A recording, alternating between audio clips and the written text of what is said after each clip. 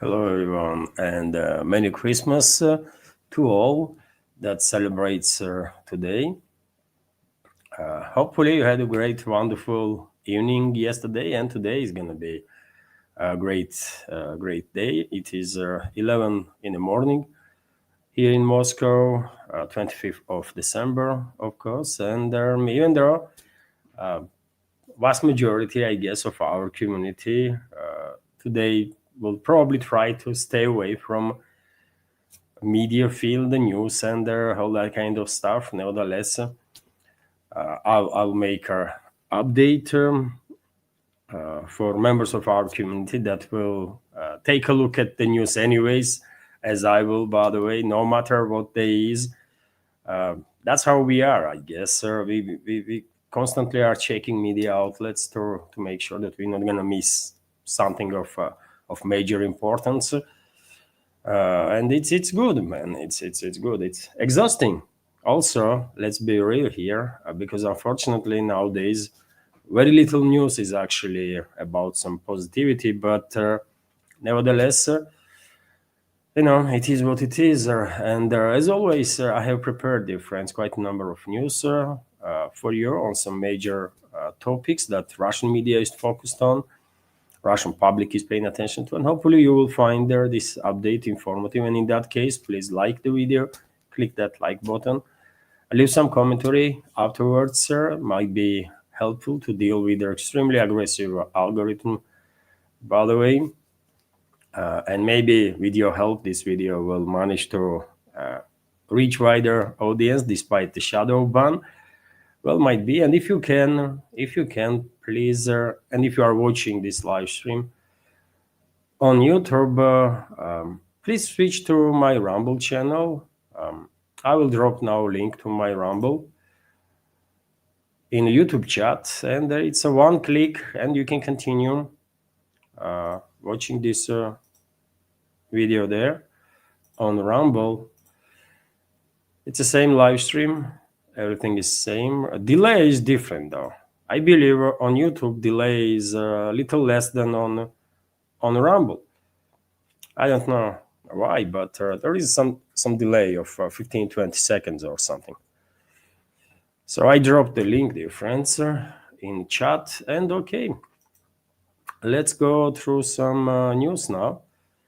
And well, I will start with reports about work of Russian air defense systems on duty past night.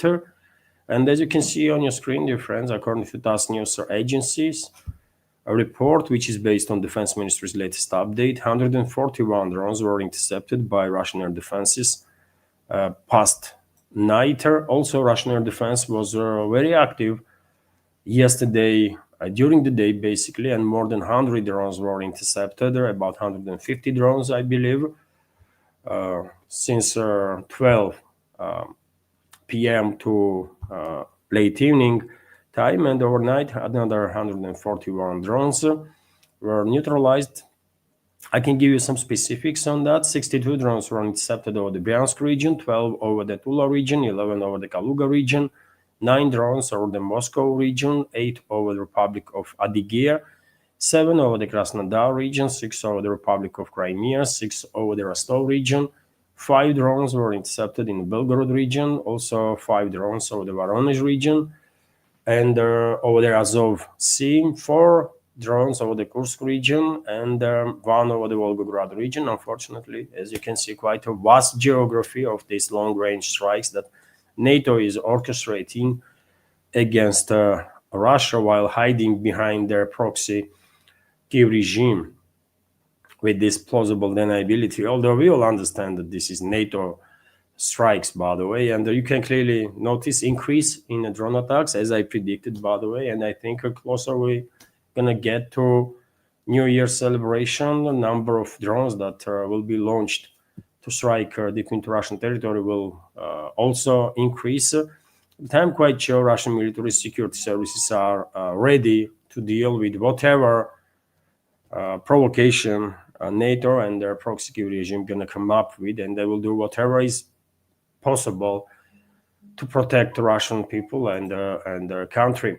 RIA Novosti is also reporting that Russian armed forces liberated Zaryechny settlement in Zaporozhye region. This is the eastern part of Zaporozhye region, and on the northern side from Gulyai-Polye. When it comes to Gulyai-Polye city itself, progress of the Russian armed forces continue, and I expect before end of this week announcement to be made by Defense Ministry of Russia about liberation of this very important town, strategically important town right now, on line of contact. Also, dear friends, I think you will find interesting this report about a number of Russian citizens that sign up to serve in the Russian army during the year, and the overall number of contracts that was signed is over 415,000. Over 415,000 people voluntarily joined Russian armed forces to participate in military operations in the zone of special military operation. Quite significant number, isn't it? Contrary to what is going on Kiev controlled territory, here in Russia there is no mobilization, by the way. People who can serve and are physically fitter, they are willing to serve in Russian army, and hundreds of thousands are joining armed forces on regular basis. 415,000 is a quite impressive number, isn't it? Quite impressive number.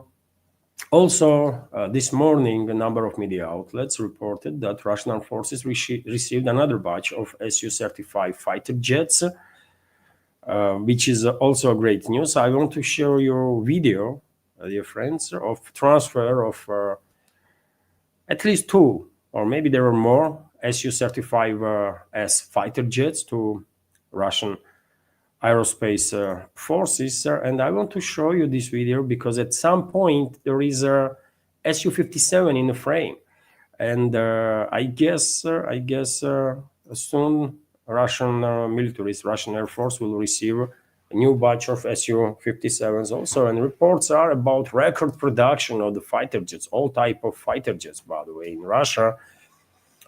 Special military operation definitely accelerated their level of investments into aerospace industry of Russian Federation.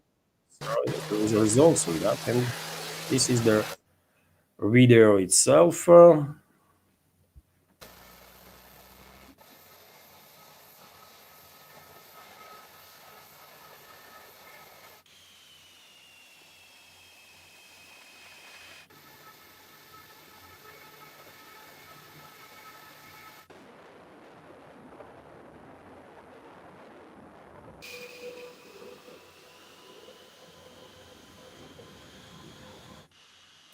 And there you can see on your screen Su-57. Clearly, it's a silhouette of Su-57. This is, I believe, factory territory, factory airfield where planes are produced and there. And when I notice this plane, first what come to my mind is that well, soon Russian Air Force going to receive Su-57s also additional batch, by the way, which is a great deal, obviously. And dear friends, this is not all when it comes to Russian aerospace forces. We have a report on Vzгляд newspaper. About effectiveness of Russian fighter jets in the battlefield. And for example, about Su-57, this report says that this is the most effective fighter jet in the zone of special military operation. This year, the number of targets destroyed by Su-57S fighter jets during the special military operation surpassed all previous records, achieving record-breaking effectiveness at the long-range attacks. Rostec reported, and Rostec is, of course, a state corporation that overlooks the Russian military-industrial complex, including Russian aerospace forces. And this is important news because, dear friends, usually as Western propaganda goes, Russian planes are superior, Russian fighter jets are superior in a close range fight, in a dogfight, right? Especially because of their high maneuverability. And Western propaganda was always pushing the narrative that, well, in a BVR fight, beyond visual range fight, Western planes are allegedly more efficient. And I doubt that this is correct information. I doubt it very much. And I believe, dear friends, longest air-to-air kill is belongs to Russian fighter jet. Information is classified as it is in regards to all the operations of the Russian Air Force in the zone of special military operation. But I believe during the special military operation, either MiG-31 or Su 57 fifth gen stealth fighter jet achieved longest kill. Could be Su 35 too, but usually rumors go that it was either Su 57 or MiG 31.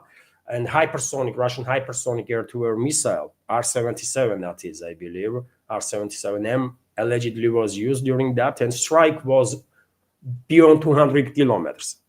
Longest ever strike, by the way, air-to-air kill, right? And now we have this report that Su-35s are achieving record numbers when it comes to long-range successful hits, right? Obviously, as I said, mostly all the operations of Russian aerospace forces are classified. So therefore, until end of special military operation, we might not learn some specifics about it, but they will come when we will have much more information. And for people who actually loves their military aviation and military aviation history, for those people, this additional data definitely will be very interesting. So Su-35 is most efficient, most effective Russian fighter jet in 2025, according to Rostec's data. And this is understandable. Su-57 might hold a record in terms of long-range strikes, but I can understand that Su-57s are deployed on line of contact not as regularly as Su-35s are, or Su-30s for that matter, right? So numbers, do make change also. So something quite interesting, I think, but nevertheless, there are some more news to, of course, go through. And Kremlin commented on the latest talks with the US. So top Kremlin negotiator Kirill Dmitriev, according to our team, has briefed Russian President Vladimir Putin on his latest diplomatic engagement with his American counterparts. But Moscow has chosen not to disclose the specifics in line with the usual policy. And by the way, press spokesman of the Russian president, Dmitry Peskov, on several occasions stated that Russia is principally against this gramophone or megaphone diplomacy, when statements being made left and right before something is happening, during the process of some talks, for example, and after. This is not helping, actually, process itself. And it does make sense to work in a quiet environment, let's say this way, right? And if when some actual success is achieved during these talks or whatever process is that, then some statements to be made. It makes sense, right? This is Russia's approach in the West, by the way. They love cameras, Western public figures, right? And they talk about anything, right? No matter is if topic is their competition or not.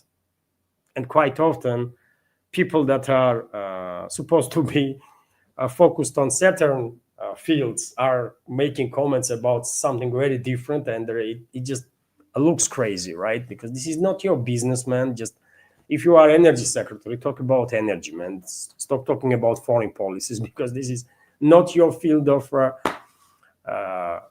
competency, right? But anyways, the Russian president was briefed about recent talks between Dmitriev and Witkov. Kushner, and even though I'm personally skeptical that under current administration of US, Moscow and Washington will manage to breach their obstacles, right, and to actually de-escalate her. But you know, but at least there is some dialogue, right? At least there is some dialogue, which was absent during the Biden's administration. So there is something positive actually in that, even if very few people are expecting any actual progress. And we all understand why, by the way. There is two powerful forces, very powerful forces, are interested in prolongation of this proxy war that West is waging against Russia inside US and outside of US. And by this moment, we don't really have much indicators that Trump and Vice President or J.D. Vance or whoever is in their team, there is very little indicator that they are actually in a position to follow up on their own statements about policies that they think are necessary, let's say in terms of negotiations with Russia, because there is no progress, by the way, on the ground. There is no progress. US was, is, and I'm afraid going to be leading force in this proxy war that West is waging against Russia until Russian Federation will force Western ruling class to capitulate. Although, of course, I would prefer US to be out of this war, and Moscow did give such opportunities, did give an off-ramp to Washington on quite a few occasions, but yet again, clearly, there is some power struggle in Washington, isn't it? And these groups of special interests, they are doing whatever they can to influence US's policies, and they will continue to do so. So there is very little chances on actual true de-escalation between Washington and Moscow now. Maybe things will change in the future in a positive way. That will be great, because as I said many times before, there is no reason Russia and US to be on hostile positions towards each other. And Russian leadership was always very clear on that, but it's US that is engaged in all sorts of anti-Russian activity, isn't it? So, and as Trump loves to say, it takes two to tango, isn't it? So it is what it is. Nevertheless, in regards to Ukrainian crisis, you know, dear friends, that yesterday Ukrainian so-called media, Zelensky himself, and there are some other public figures there, shared this 20-pointer, new 20-pointer peace plan that I spoke about in yesterday's update. I went through every single pointer, and I said straight away, this is a non-starter, by the way. With the exception of a few points, there is nothing there that actually can be discussed on a serious level, right? It's just way off. It's way off from objective reality, right, on the ground. And obviously, we have to base our assessments and our policies on objective reality, not an imaginary some stuff, but objective reality. So it's a non-starter, obviously, and there are many media outlets are talking about it. In alternative media, most commentators are agreed that this 20-point peace plan is freaking nonsense. It's going nowhere, right? And we have a commentary here from a former Ukrainian prime minister, who also stated, Azarov, by the way, Nikolai Azarov, who also stated that this Zelensky's plan, formally Zelensky's plan, in reality, plan that globalists come up with and their neocon allies, this plan is just an attempt to stall the talks. That's all it is, right? It's a deception. It's just a freaking deception. And I was saying this from the very beginning, isn't it? So Vladimir Zelensky's peace plan is unrealistic and was drafted in an attempt to delay and stall negotiations. Former Ukrainian Prime Minister Nikolai Azarov told the TASS news agency, and he's correct. Although I will add a little bit from my side that yes, this is a deception operation. It is attempt to delay capitulation of the Kiev regime and its Western backers. That's all it is, right? I don't think that this plan is realistic. This is yet another attempt to delay and stall the talks, he said. In his words, the plan does not resolve a number of important issues. Around December 24th, as you know, Zelensky published his 20-point plan, which Ukraine allegedly discussed with the United States and obviously with the Europeans, because it's globalists and globalist controlled regimes in Europe that make this stuff up, right? The plan includes, among other things, the introduction of educational programs in Ukrainian schools that would promote the tolerance of various cultures. This is one of the topics that needs to be adapted for sure. Whenever some agreements will be reached, these 20 points also addresses the territorial issues, highlights Ukraine's refusal to withdraw troops from Donbass, demands security guarantees similar to NATO. Article 5 emphasized the need for Ukraine to have a peacetime army of 800,000 troops that Europe has to pay.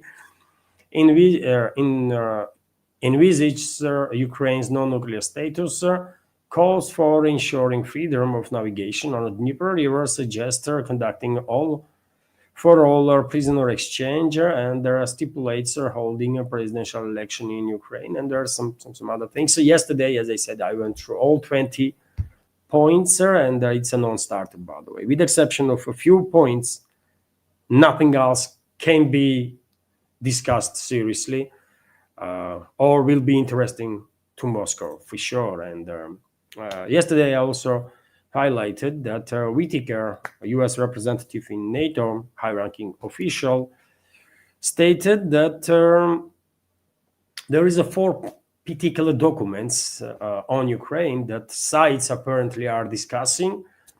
In Russian media, there is very little, if anything, about these 4 documents. All we know for now is this recently published 20-pointer so-called peace plan.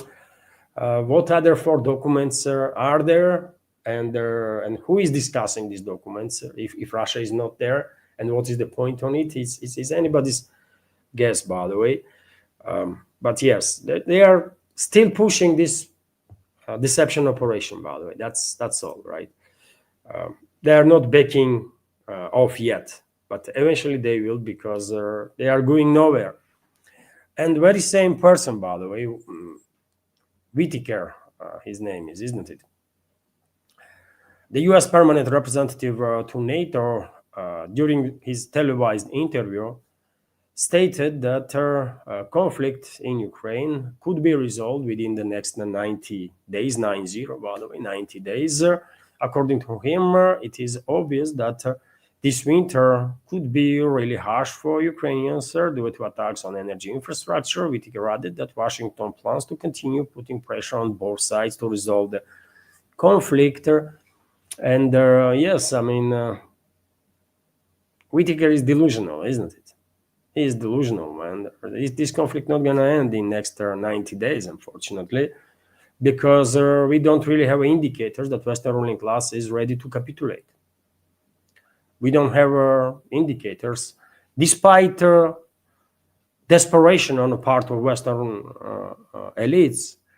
Still, they are not ready to capitulate. They are not ready to face the reality, acknowledge that they lost this proxy war against Russia, and capitulate. So until Western ruling class will be put in a position when they will have to face the reality, this conflict will continue, of course. And you know my take, dear friends. I believe this conflict, active phase, let's say, of special military operation, will end most likely when Russian troops will reach borders of the Western Ukraine.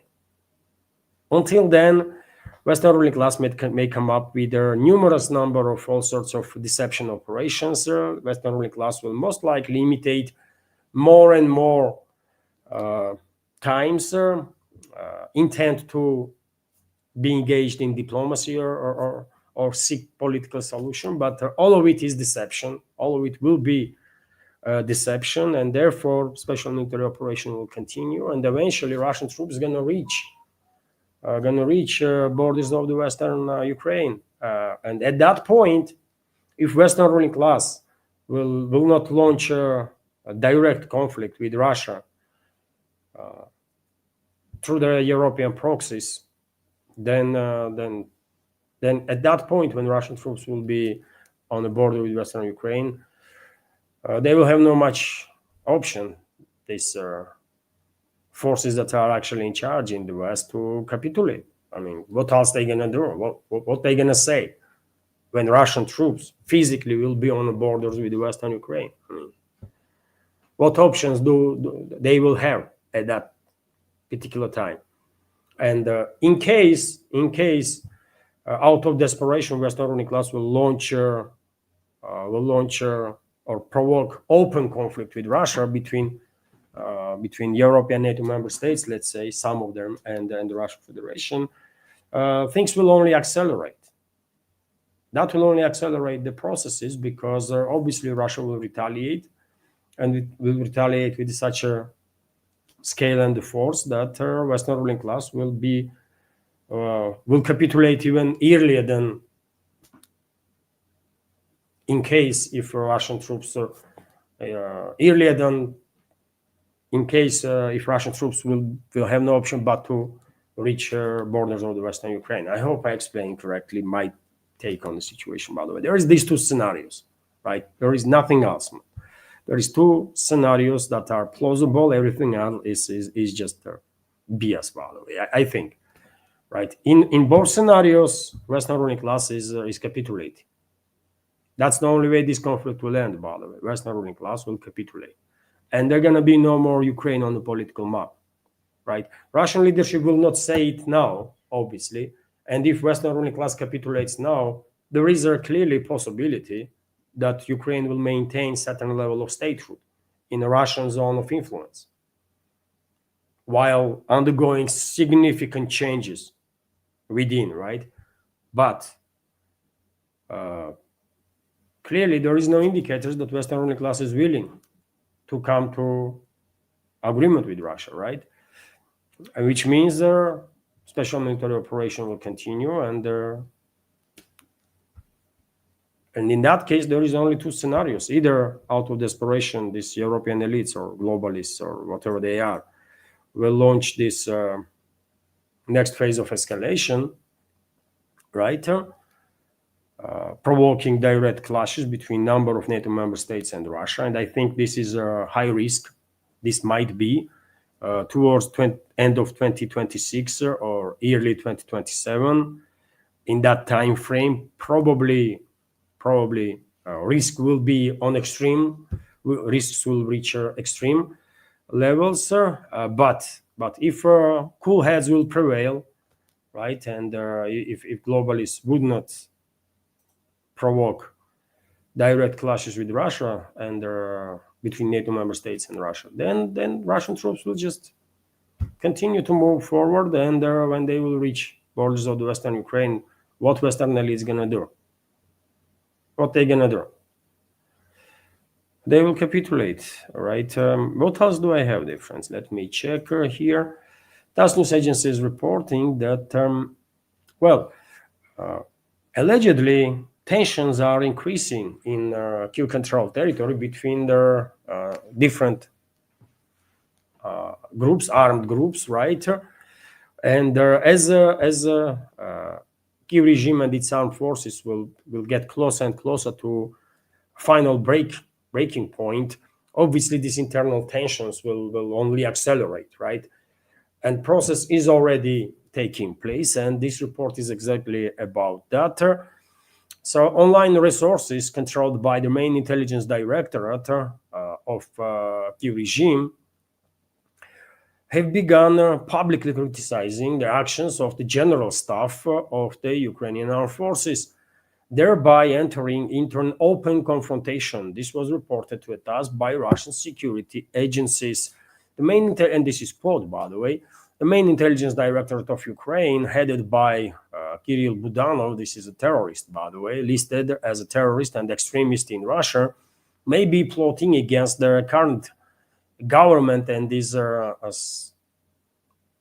secretly seeking supporters. This is confirmed by yesterday's attack by their resource deep state that publishes map, among other things, by the way. It's controlled by this main intelligence directorate, which works for main intelligence directorate with its harsh criticism of the Ukrainian general staff, and not just criticism, but accusations of lying, the agency's source said. And this source also noted that in particular, main intelligence directorate resources have criticized the Ukrainian military commander's failure to acknowledge the loss of the village, not the village, settlement, city, by the way, of Seversk in the DPR over the long period of time. The rhetoric used by Gurov's analysts, by Budanov's analysts, is very similar to that of the notorious MP Mariana Bizuglar, who might have some contacts, by the way, with the main intelligence directorate, because Mariana Bizugla is very critical, you know, isn't it? This Ukrainian so-called MP is very critical of Syrsky and our other generals and general staff of Kiev regime, mainly, right? And one might ask question, how that is happening, man? There's so many people were put in prison for much less, and Maria Bizugla is attacking, you know, Syrsky and his team like left and right on daily basis, and nothing is happening there. Well, maybe because she is an asset of main intelligence directorate, maybe, right? She is also known, as you know, for the frequent attack on Ukrainian military command, and personally on the commander-in-chief of the armed forces of Ukraine, Alexander Syrsky, and the security officials added. And yes, I mean, rats are beginning to eat each other on the sinking ship, right? Nothing extraordinary, really. And as I said, closer Kiev regime's armed forces is going to be to the breaking point, and they are getting very close, by the way. This internal tension is only going to increase, and we should not even be surprised if, in short, by the way, in a relatively short time, we will see increase in direct hostilities between each other, between SBU, for example, one secret service, and their main intelligence directorate, or defense ministry forces, right? Formally, main intelligence directorate also is a part of defense ministry of the Kiev regime, but they are clearly operating on their own, right, with full autonomy, only probably taking some orders from CIA and MI6. That's all, right? So yes, good to know that rats on the Kiev-controlled territory, and these rats that are controlled by the West, are beginning to eat each other. RT is also reporting that Macron accuses US of intimidation against their EU. US visa restrictions against several senior EU officials amount to intimidation and coercion aimed at undermining the bloc's digital policies and sovereignty, French President Emmanuel Macron has stated. And earlier, Kaja Kallas, foreign minister, or number one diplomat, not a foreign minister officially, but number one diplomat of EU, also criticized US for sanctions that Washington imposed on a number of individuals, high-ranking officials in EU that were allegedly linked to recent attacks on X, right? Washington is not happy, and they are demonstrating that they can go all the way, right? Let's be real here. There might be some level of cooperation, and of course it is, right, between American ruling class and European ruling class, but they despise each other, right? They just simply despise each other. It's the historically accurate statement. This is not just now, but historically speaking, and it's quite understandable. After all, US was built by people who ran from Europe, right? US was created by people who ran from Europe, and they ran from Europe for a reason, right? And this hatred towards the Europe is inherited through generations in Americans, right? And nowadays, I mean, hatred maybe is a too strong a word, but Americans don't really like Europeans, generally speaking, isn't it? And Europeans don't like Americans. Europeans think Americans are stupid, uneducated, and stupid. And Americans think Europeans are just too entitled.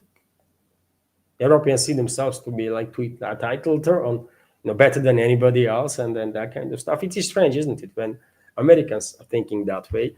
Americans from the kindergarten are being told that they are like exceptional, right? And people are growing up with this idea in their minds that they are exceptional. I mean, exceptional how? Why am I not exceptional and you are? I mean, or maybe all of us are kind of exceptionals, right? Uh, or none of us. It's crazy, right? But they don't like each other. By the way, it's pure and simple. And as I said, man, this Western so-called Western unity, by the way, it's all BS, isn't it? It's all BS, man. You will struggle to find two nations in Europe that actually have a good relationships, objectively, right? All of them, by the way, dislike each other, right? All of them. And North America is not really that different. Americans constantly make fun of Canadians, right? And vice versa. Uh, they are cousins, right? They should get along quite well, and they do mostly. By the way, this dislike is not transferring into open hostility. We all understand this, but they still dislike each other, right?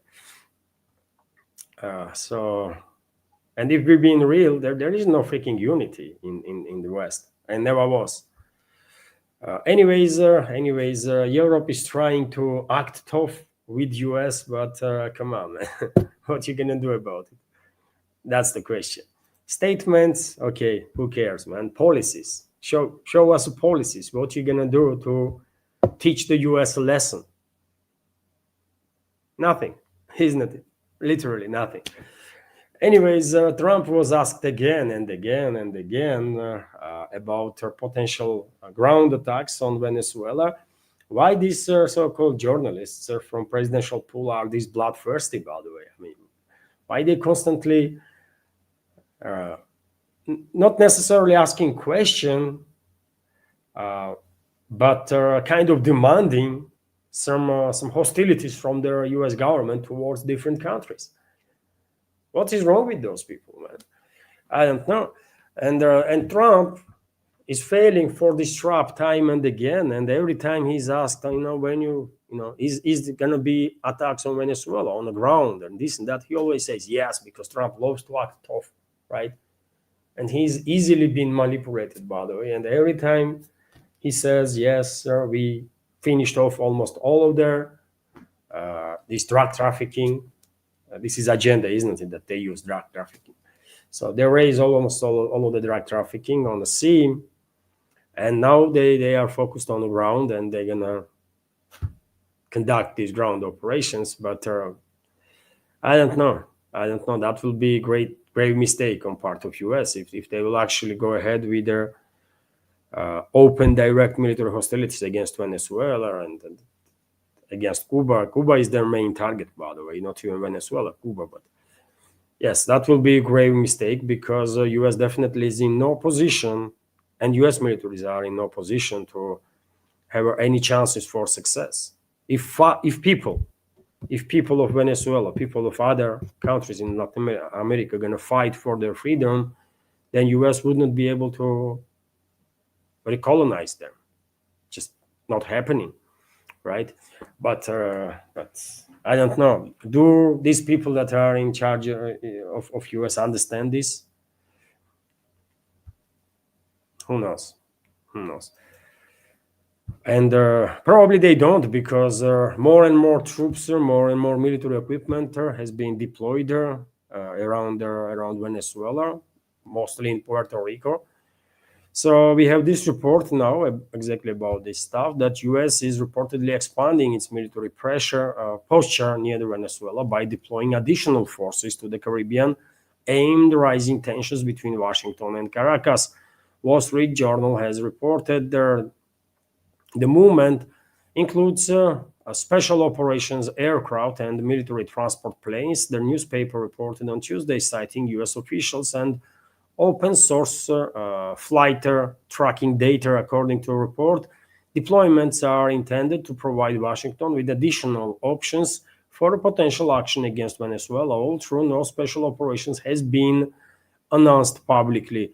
The outlet reported that at least 10 SV-22 Osprey tilt-rotor aircraft linked to U.S. Special Operations units have flown into the Caribbean from bases in the continental U.S. Several C-17 cargo aircrafts also reportedly transported troops and equipment to Puerto Rico on Monday, according to U.S. officials cited by their paper. And yet again, man, uh, all the indicators are out there that U.S. gonna go ahead with this military operation, and U.S. gonna try to reconquer, recolonize Venezuela, Cuba, and all the other countries in Latin America that gain certain level of independence.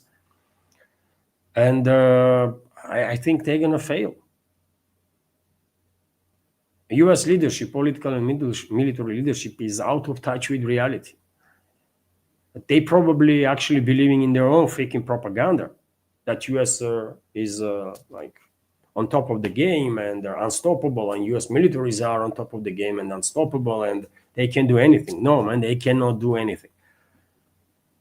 They just cannot, right? U.S. militaries have no freaking idea what high intensity conflict is. Literally, I mean, they have no freaking idea what high intensity conflict is.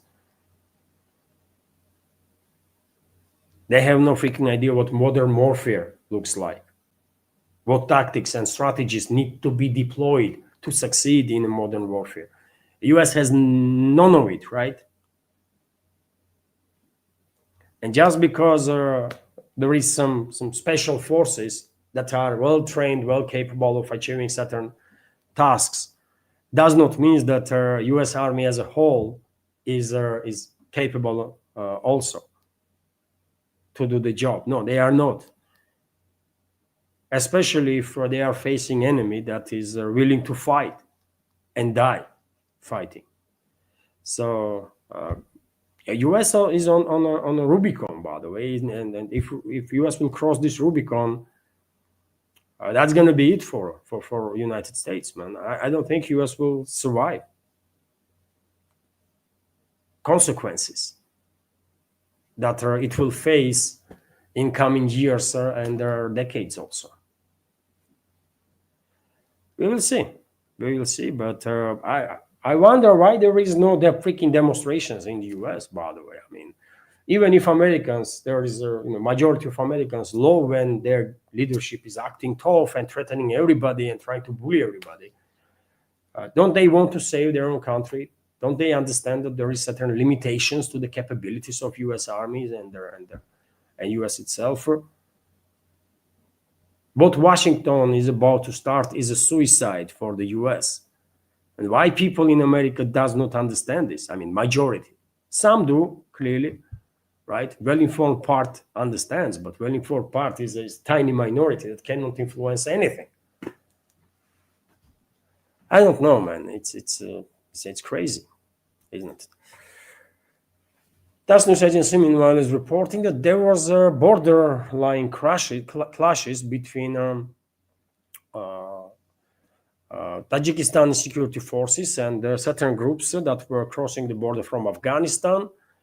Right, we have reported this morning that as a result of operation that was conducted by security forces of Tajikistan, Central Asian Republic, by the way, former Soviet Republic, 3 members of a terrorist organization, unnamed terrorist organization, were neutralized that were trying to cross into Azerbaijan, into Tajikistan from Afghanistan, right,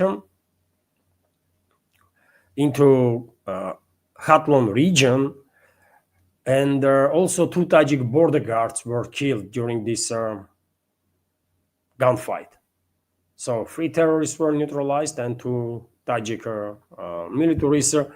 This is definitely something that worth to pay attention to, because relationships between Taliban leadership, Taliban government of Afghanistan and Tajikistani government is tense. And one of the reasons is that well, there is a quite significant Tajik minority in Afghanistan, right? That is mainly concentrated in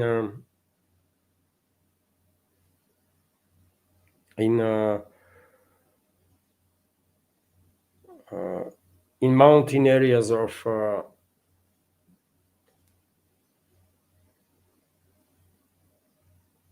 I forget the name, man, of the region of Afghanistan, which is predominantly populated by ethnic Tajiks, and also there are Uzbeks there.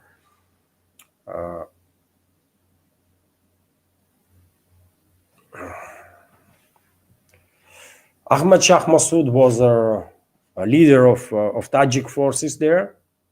There was a time, right, when they were fighting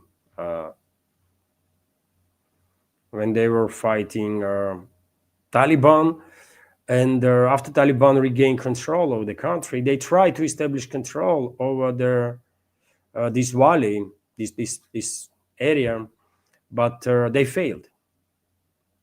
These locals did give a fight, and I think Tajikistan is providing some assistance to these groups, right? Let me. I want to remember the name, by the way. It's not the Gindukush Valley, by the way. It's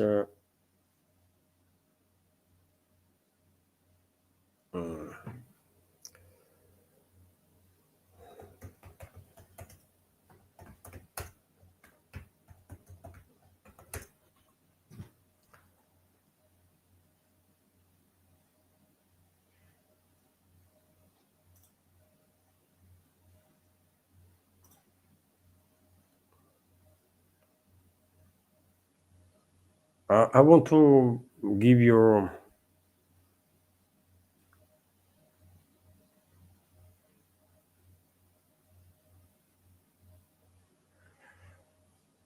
the name of geographical area of that place.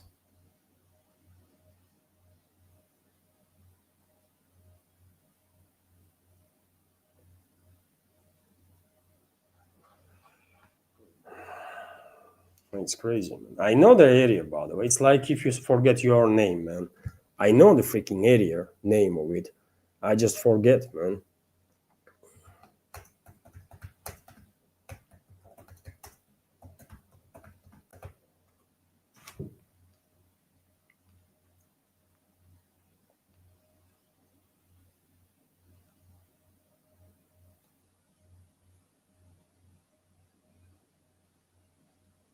Panjshir, by the way. Panjshir, right?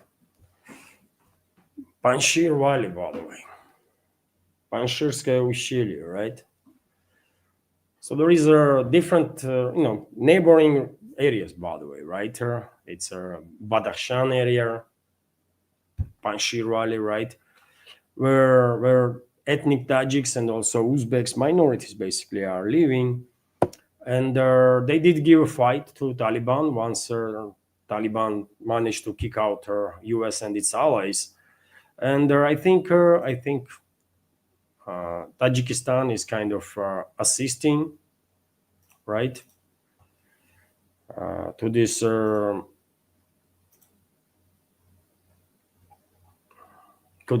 groups, right, and it creates tension between the two countries, two neighboring countries, and I would not be surprised at all if these people from Afghanistan inside that were killed were actually Taliban fighters, not ISIS fighters or something like that, but maybe they were actually Taliban fighters. that is still recognized as a terrorist organization by Tajikistan. Maybe we should pay attention, by the way, to these developments because, yeah, relationships between two is very difficult and might explode anytime. And of course, Moscow will try its best to keep situation quiet because Russia is a strategical partner of Tajikistan. There is Russian military presence there, and also Moscow is clearly actively trying to build their more or less working relationships with the new Taliban, the new government in Afghanistan, with the Talibs, right? And Taliban is no longer designated, I believe, as a terrorist organization here in Russia. And every now and then, delegations from Afghanistan are coming here for negotiations, and some work is in process to build the bridges between the two countries, right? And Russia very much welcomed in Afghanistan. Also, dear friends, interesting news from Bloomberg. Reliance resumes Russian oil imports to feed their Jamagar refinery. So Bloomberg, with the sadness, reported, by the way, that largest Indian refinery, Reliance Industries, is again purchasing Russian oil. What a surprise, isn't it? What a surprise! I wonder if Trump will be asked about it. I don't know. Maybe not today. It's 25th of December, isn't it? But tomorrow or day after, and what he will say. Right? He might impose additional sanctions on India. I don't know, another 50% or something. But yes, India continues to cooperate with Russia, and I don't think Washington or any other Western capital will actually manage to derail this historical, traditional, friendly relationships between Russian and Indian people, and Russia and India, Moscow and New Delhi, right? Also, dear friends, information about Russian ruble, which is getting stronger and stronger, and this is upsetting quite a number of people especially people that are working in the field of export, right? And companies that are working in the export field. But yes, ruble did not crash, as some Western experts were predicting. After all the sanctions that West imposed on Russia, but ruble is getting stronger and stronger and stronger. And for example, Bloomberg was forced to acknowledge that over the past 12 months, the Russian currency has strengthened to a record high, rising by 45%. As a result, the ruble has entered the top 5 most profitable global assets, according to Bloomberg, right? And well, this is, I mean, it might sound cool. Oh, it's cool, man. Russian ruble is getting stronger. But for economy, this is not really that greater of a news because, yet again, weaker the ruble, then more money is being made by Russian exporters and more taxes being paid in Russian federal budget. So there certain interest, objective interest, to weaken ruble, right? And I'm quite sure, by the way, at some level, even central bank and their economical bloc, generally speaking, of Russian government is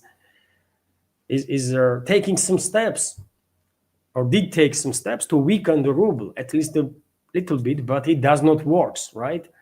It did not work, and I think one of the reasons why ruble is still strong, while almost everybody would love to see it's being a little weaker or significantly weaker, actually, right? If according to reports that I have read, exporters, by the way, would prefer exchange rate right now to be 130 to 150 rubles for a dollar, right? But in reality, exchange rate is, I can give you right now number, by the way. At this particular point, exchange rate is Where is the exchange rate? TAS always has the numbers, by the way. Uh, what the hell, man?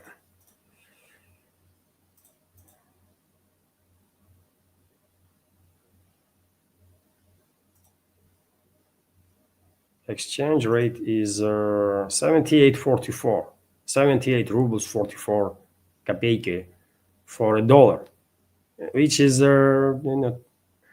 way too stronger than I guess many here in Russia would prefer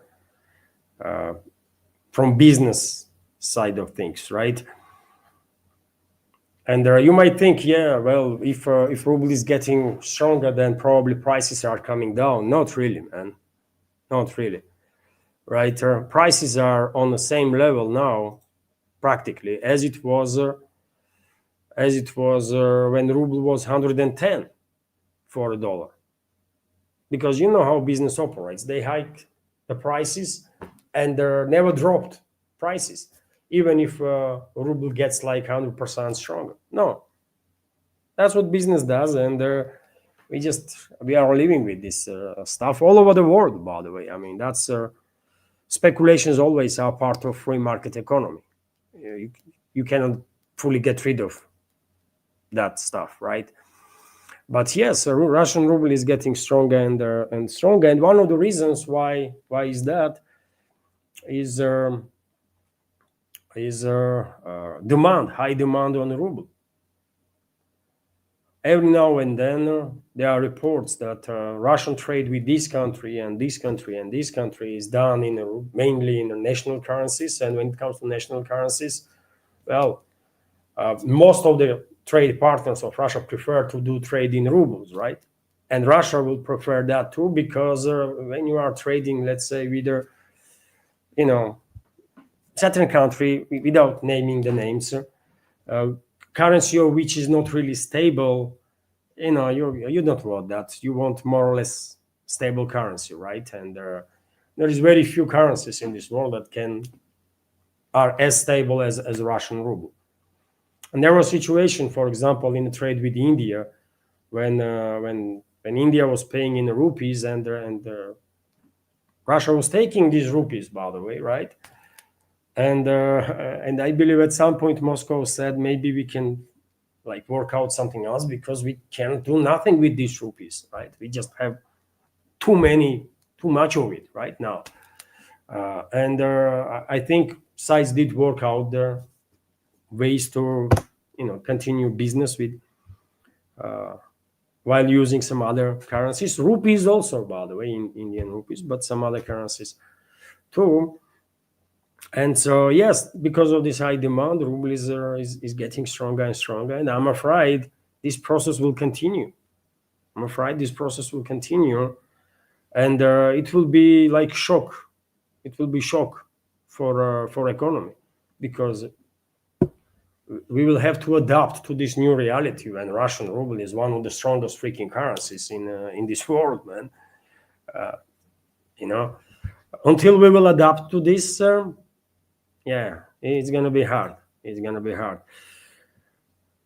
But who knows? Maybe economical bloc will take some extra steps to weaken the ruble, right? Also a possibility, but we will see. RIA Novosti, meanwhile, is reporting that Russian Soyuz rocket will launch 52 satellites from Vostochny Cosmodrome, right? And this is quite interesting one. Several satellites are for specifically built for weather monitoring and stuff, right? There are also several satellites that were built by students in different universities, right? Moscow State Technical University, Moscow Aviation Institute, Far East Federal University, and so on. But I think maybe we have no specifics here, but I think significant number of these satellites could be part of Russian Starlink, Russian analog of the Starlink. I hope it is the case, man. Because earlier I was reporting, if you remember, that there were a Russian private company that quite successfully launched their satellites into space and then tested, and they were quite happy with the results.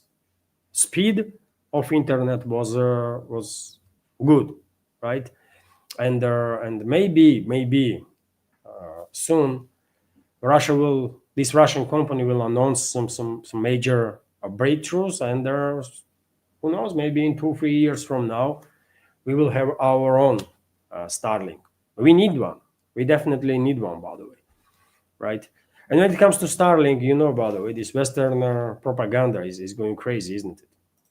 And just a couple of days ago, I can't remember now which media outlet began pushing the narrative that Russia is developing or maybe already developed a weapon system to neutralize Starlink satellite network, and Russians are planning to use kinetic strikes for that, thousands of shrapnels, let's say, or steel elements that will be spread in orbits where Starlink satellites are operating, and they will just be smashed, right? If you keep in mind speeds that these satellites are orbiting, which is crazy, isn't it? Yet again, level of education is so low in the Western so-called media that they clearly have no critical thinking ability, right?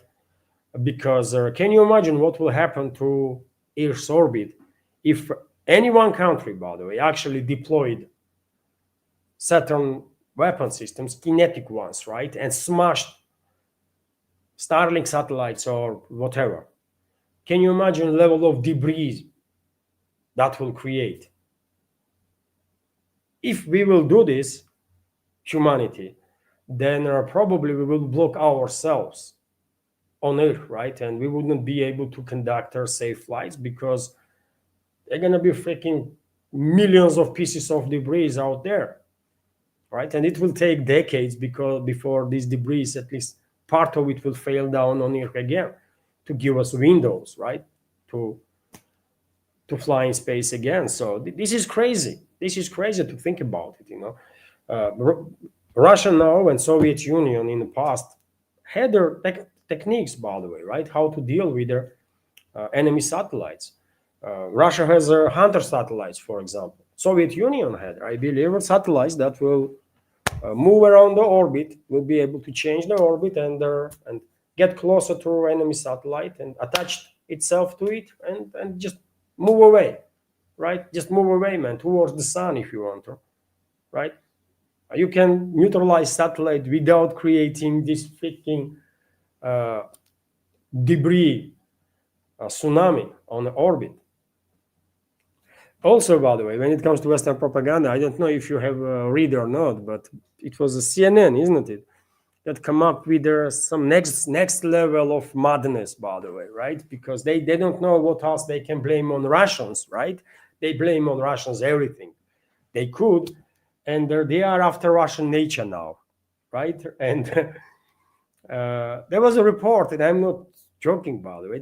I saw this report on one of the Telegram channels.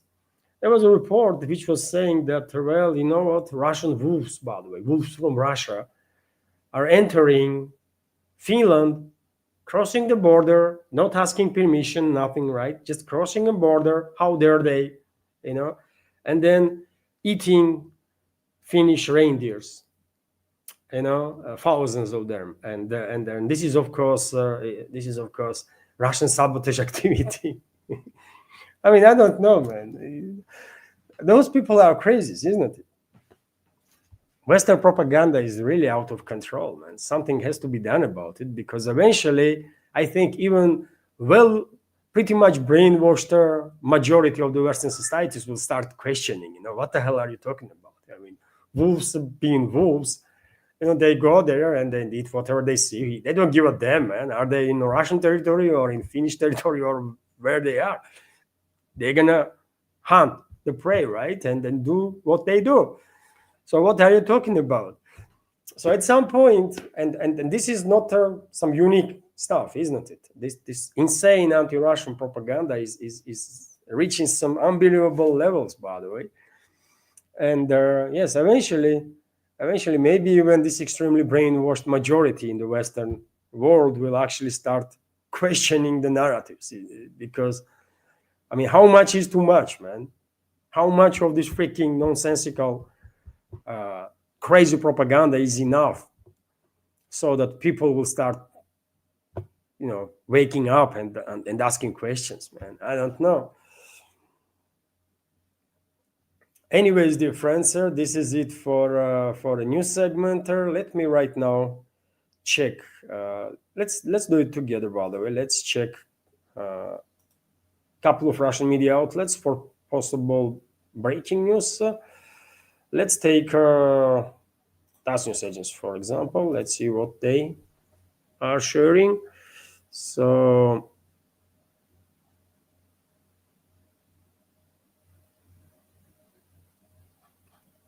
let's check RIA Novosti. Maybe there is some breaking news. There is a report that FSB eliminated agent of Kyiv regime who was plotting terrorist attack in Kaluga. Also updates here that Turkey regime's forces retreated from their positions in the Sumy region with their heavy losses. Identity of the man who blew up two police officers in Moscow has been established. According to RIA Novosti, part of their Kherson region was left without power after their Ukrainian attack. Mishustin announced that 75 airports will be modernized in Russia. Okay, by the way, okay, let's check Vzгляд newspaper, for example.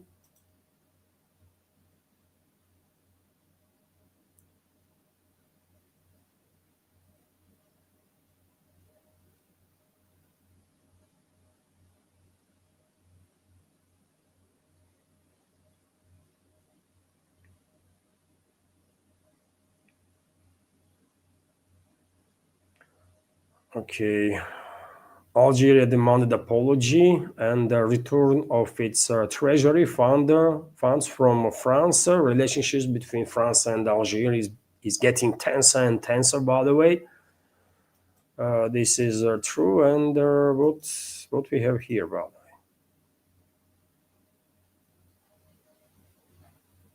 Novak stated that Russia has a plan in case of seizure of frozen assets. Okay. Cabinet of Ministers will propose solution for compensation for their second lost home in the border regions. Oh, this is the topic that was discussed during the recent Russian president's Q&A. When people that are living in borderline regions are losing their home due to terrorist attacks of Kyiv regime, they are getting compensations. And the question to Putin during that Q&A was that what about second homes that people are losing? Because some do have two homes, three homes, right, houses. And the Russian president said that this topic will be worked out, and cabinet of ministers is reacting on that, and they will propose solutions for compensations for second lost home also. So you see, by the way, people's opinions matter. The Russian armed forces liberated Svyatopokrovskaya in a DPR right now, by the way. Breaking news on the TASS, and yes, that's about it for now. If you find this update informative, dear friends, and useful, please click that like button and leave some commentary. Might be helpful. Let me check. Oh, there was a blurb, by the way, active on in super chat. Traditionally, at this point, I will say, and let me highlight super chat from blurb on Rumble. Just a sec, dear friends.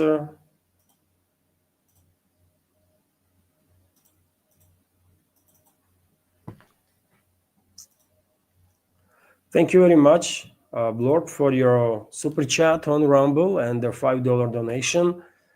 And comment from Blorp is clearly their practice and indeed their culture of assassination is not conducive to a desired diplomatic methodology.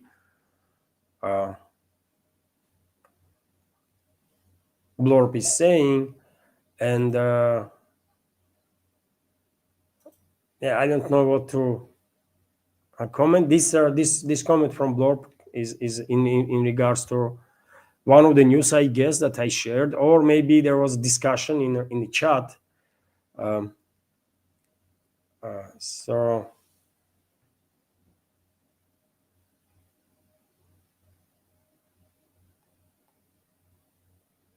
but yes, I agree. I agree with the Blorb that yes, sir, they should not be diplomacy should be diplomacy, right? Yes, sir.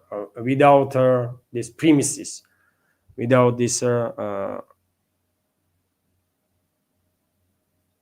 unwanted premises of culture of assassinations and stuff like that. Thank you very much, Blorp, for your super chat and for your comment. I guess this is it for now. I will.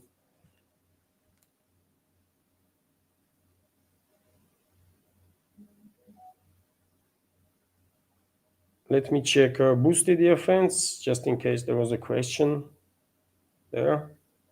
So no questions through boosted, so or the commentary. So therefore, I will end there. I will end this live stream now. Hopefully, you did find it informative and interesting. And in that case, once again, dear friends, please click that like button.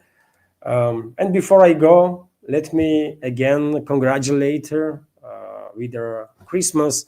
Everyone who celebrates today, have a beautiful, wonderful day. Happy day to you, to your families, to your friends. Take care and see you tomorrow. Bye.